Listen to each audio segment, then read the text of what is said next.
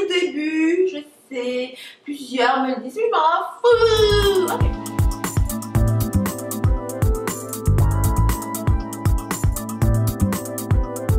Je vais te raconter un truc, tu vas me dire si toi aussi tu le vis parfois. Tu sais, quand tu as quelque chose à créer, que ce soit du contenu, c'est-à-dire écrire, que ce soit pour un blog, ou bien enregistrer une vidéo pour publier sur YouTube, ou bien encore, je sais pas moi, n'importe quoi que tu dois faire, que ce soit une pièce pour danser.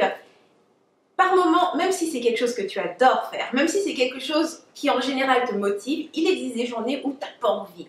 En tout cas, moi, c'est ce que je ressens. Il y a des moments où j'ai pas envie d'écrire, il y a des moments où j'ai pas envie d'enregistrer une vidéo.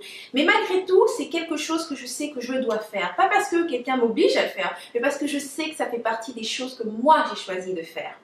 Alors, comment faire les choses? Comment trouver du plaisir à faire les choses quand on est dans cet état où on n'a pas vraiment envie de faire les choses?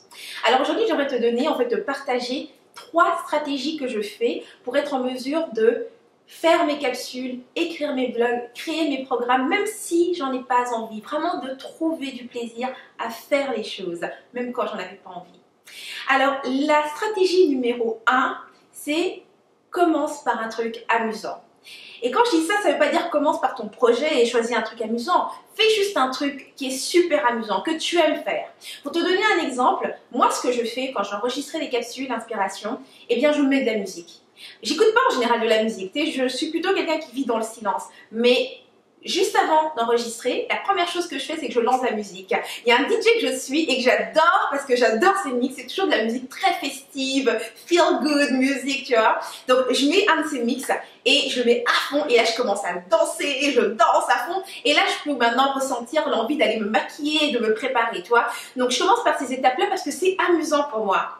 Tu vois, donc j'ai pas besoin de me préoccuper de qu'est-ce que je vais crier, est-ce que j'ai des idées ou pas. Je m'occupe uniquement de faire cette chose qui m'amuse.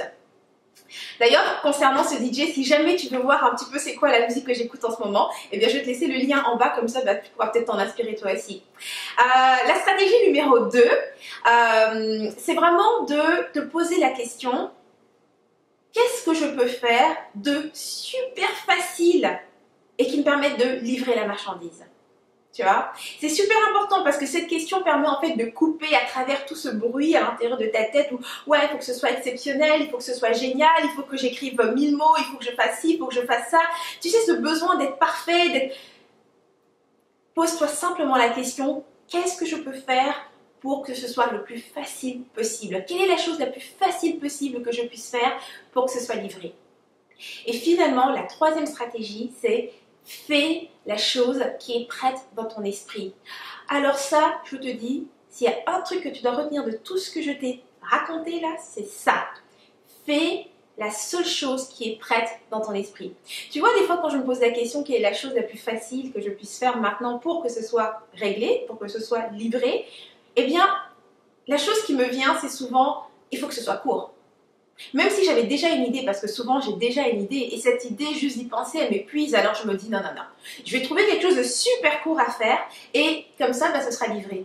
Et c'est encore pire, parce que là, il faut que j'invente un truc, il faut que que j'invente totalement un truc, alors que dans mon esprit, il y avait une idée qui était déjà super claire, et tout ce que j'ai à faire, c'est en fait me rendre disponible pour la réaliser, c'est-à-dire me présenter soit devant la caméra, me présenter devant mon ordinateur pour écrire, devant mon bloc-notes pour écrire, peu importe, j'ai juste à me présenter, cette idée, elle était déjà prête. Seulement, je bloque parce que je me dis, non, c'est beaucoup trop long, je vais y aller avec autre chose, quelque chose de plus court.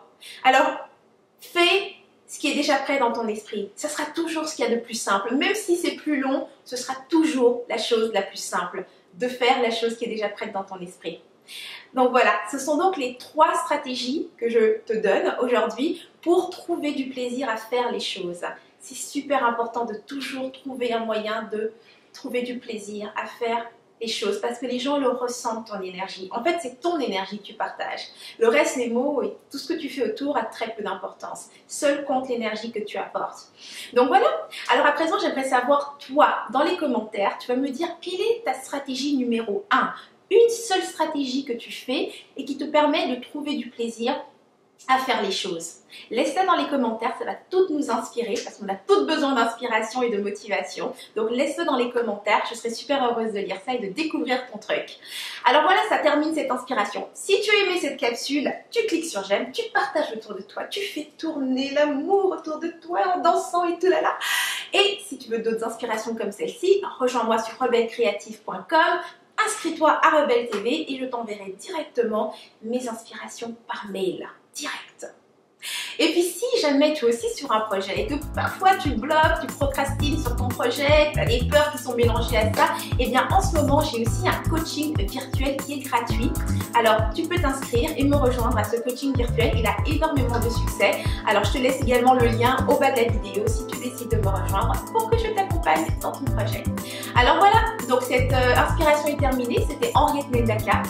Moi je te dis à la semaine prochaine et d'ici là, agis comme une rebelle créative. Tu vis à fond, sans culpabiliser, sans complexe et sans stress. Mouah.